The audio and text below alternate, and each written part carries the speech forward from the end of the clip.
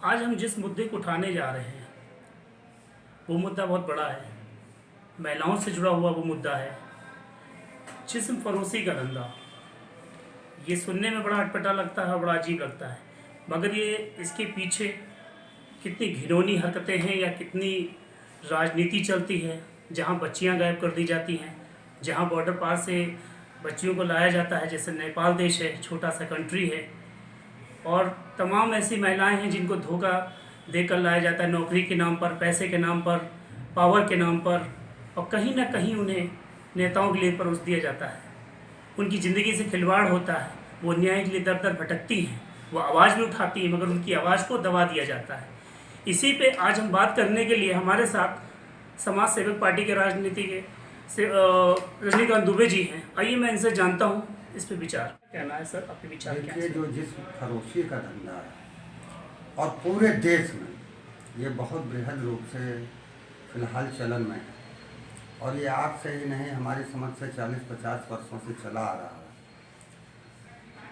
है। गरीब महिलाओं को जो आर्थिक रूप से तंग है, अपना परिवार चलाने में असमर्थ हैं, उनको गलत तरीके से जो है इस धंधे में ढकेला जाता है, और ढकेले जाने के बाद जो है वो उसी तरीके से उस व्यवसाय में लिप्त हो जाती हैं और करती रहती हैं। और किसी भी सरकार ने अब तक, कानून भी है इस पर अभी बॉम्बे हाई कोर्ट ने कहा कि महिलाएं स्वतंत्र हैं। मुझे शर्म आती है बॉम्बे हाई कोर्ट पर के इस आदेश पर कि महिलाएं स्वतंत्र हैं अपना व्यवसाय चुनने के लिए।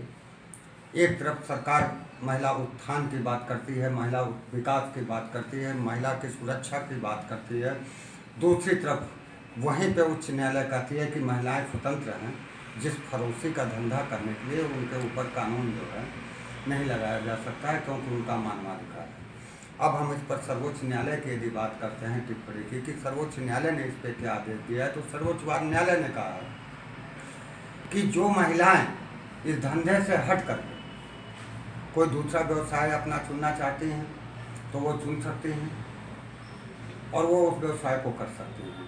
अब यदि इस मुद्दे की हम बात करें तो सिद्धार्थनगर में एक बिस्खोर गांव है जहां पर बहुत तेज़ी से ये जो है पूरा कस्बा बना हुआ है, जहां पर कि ये धंधा चलता है। अभी कुछ समय पहले एक लड़के का ही मेरे पास फ़ोन आया था, उसको अपने पिता का नाम नहीं मालूम था, जिसने अपनी पीड़ा मुझको बताई, कहा यहाँ होता है, मैं बंद कराना चाहता हूँ। अब प्रश्न ये उठता है कि मैंने उसको सहायता का वचन दिया कि मैं मैं लोग मुलाकात करो, जो मुझसे हो पाएगा मैं करूँगा। सतीश कुमार द्विवेदी जी वहाँ के उस विधानसभा के विधायक, उसके बावजूद भी वहाँ चल रहा है। शासन प्रशासन सभी जगह उस व्यक्ति ने पत्राचार किया, लेकिन इन महिलाओं को सुधरने के लिए न समाज सुधरने देना चाहता है, न नेता सुधरने जाने देना चाहते हैं, न पुलिस और प्रशासन के हित संरक्षण में ये काम चलता है।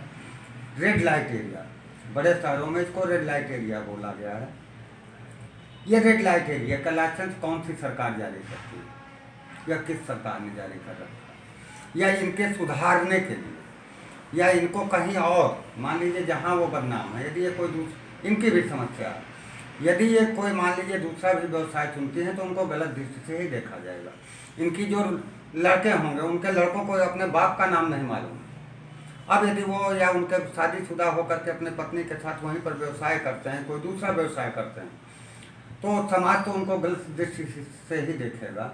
इस पर किसी सरकार ने इस जो है महिलाओं की तरफ नहीं ध्यान दिया गया, और यहाँ तक कि अपराध इतनी चरम सीमा पर है कि देश विदेश से लड़कियाँ, भारत से भी छोटी छोटी बच्चियाँ अपहरण कर ली जाती हैं, विदेशों में सप्लाई होती हैं, गल्फ कंट्री में सप्लाई होती हैं, और नेपाल जैसी कंट्री से गरीबी के चलते लड़कियां नौकरी की तलाश में आती हैं और उनको दुष्कर्म के दलदल में फंसा दिया जाता है, जिससे वो नहीं निकल पाती हैं।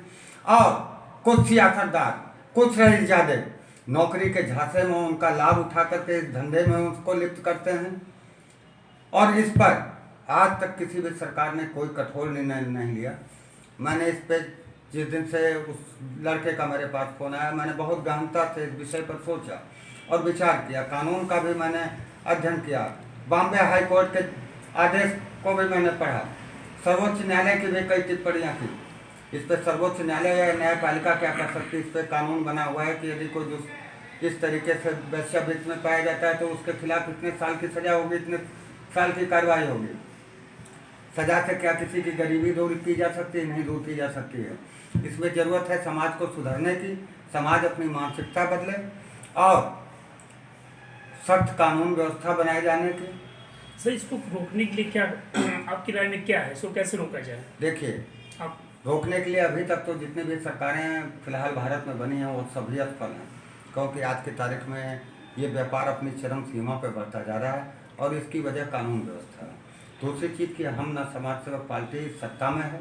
मतलब सर, एक चीज़ और कहेंगे कि कहीं ना कहीं राजनीति सपोर्ट भी होता है, जिसकी वजह से पुलिस अगर कार्रवाई भी कहीं करना चाहती है ईमानदारी से तो उस पर राजनीति दबाव आ जाता है। इसके देखिए, लिए राजनीतिक सपोर्ट क्योंकि नेताओं को ही जो है उस तरीके की लड़कियां परोसी जाती हैं, नेता रात बिताते हैं उनके साथ और उन्हीं के संरक्षण में नेताओं के सपोर्ट के बिना किसी पुलिस अधिकारी की औकात नहीं है कि उसके एरिया में कोई भी इस तरीके का गलत व्यवसाय चले। तो नेताओं का कहीं ना कहीं क्या पूरा समर्थन रहता है और इसी में नहीं, हर अपराध में समर्थन रहता है और इसीलिए ये व्यापार पूरी तरीके से फल फूल रहा है, जो कि देश और समाज के नाम पर कलंक है। हमारे साथ बात किए आज रजनीकांत जी ने अपनी बात रखी। अब हालांकि ये देखना है कि देश में जो नेता हैं, माननीय प्रधानमंत्री जी, माननीय मुख्यमंत्री जी, जितने भी स्टेट के हैं, इसको कैसे रोकते हैं इतनी बड़ी घटना के जो बच्चियों के साथ और महिलाओं के साथ जो हो रहे हैं। लखनऊ से अरुण शर्मा।